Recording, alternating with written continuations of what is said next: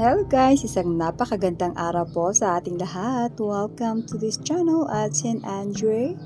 Andito po tayo ngayon sa McDonald's para sa Kiddie Crew Workshop. So ito po ang second day nila. Ayan ang mga bata nagkukwentuhan habang nag-aantay magsimula ang activity. Pero nung magsimula na, syempre sabi ni Kuya Teacher, say bye-bye first to your mommies. Kaya syempre lumabas kami at nagmuni-muni sa labas. Siya nga pala guys, 5 days ang workshop na ito, 2 hours everyday, worth 999 pesos. Bawing-bawi naman po ang iyong binayad.